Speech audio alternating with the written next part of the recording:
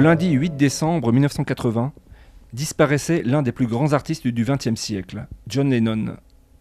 Presque 33 ans après, on reste abasourdi par une telle mort, la disparition d'un authentique génie. Ah bah ouais, c'est tout de même extraordinaire une mort pareille. Mais peu de gens savent que John Lennon est né dans le centre Finistère, dans la petite commune éponyme entre Plébain et Châteauneuf-du-Fou.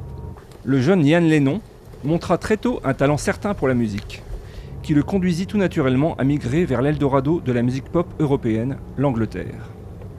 Le reste de l'histoire est connu de tous et le conduira à devenir un membre majeur du plus grand groupe de pop de tous les temps, puis à une carrière solo, hélas trop brève. Un tel destin nous étonne encore.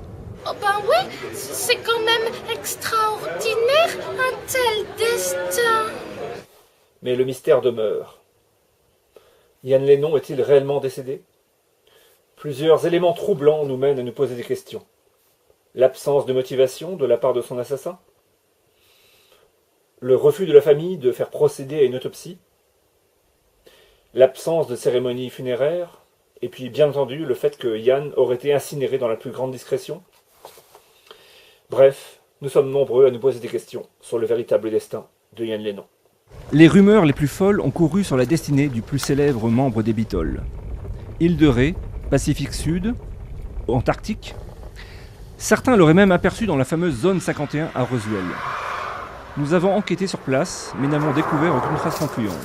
Le mystère reste entier. Ah oui, c'est tout de même extraordinaire ce mystère-là. Mais la vérité est tout autre.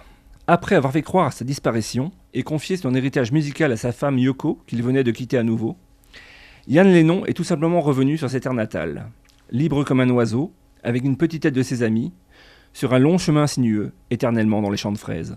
Méconnu dans la région, il choisit de garder son véritable nom, Ian Lennon. Il fut un remarquable acteur de la vie économique du Finistère Sud, participant à la fondation de nombreuses entreprises du bâtiment cornouaillais.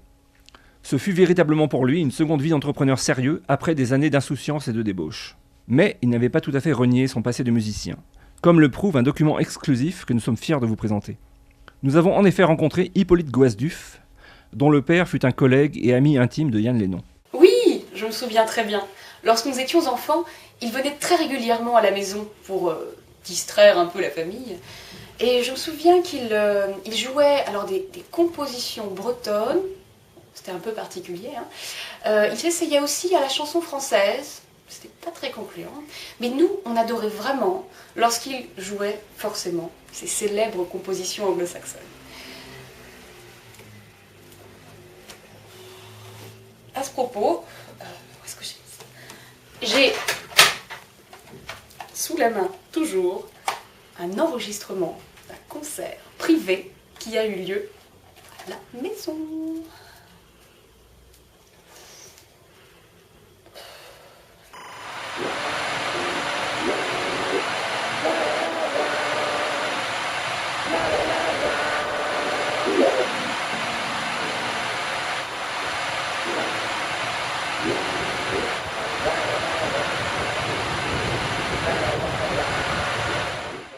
Mais sans doute Ian Lennon s'est-il lassé des rumeurs et des enquêtes, car je ne suis pas le seul reporter à le galoper après.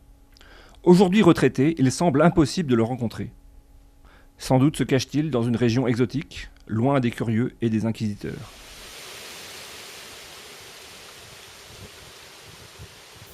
Et la prochaine fois, nous vous parlerons de YouTube.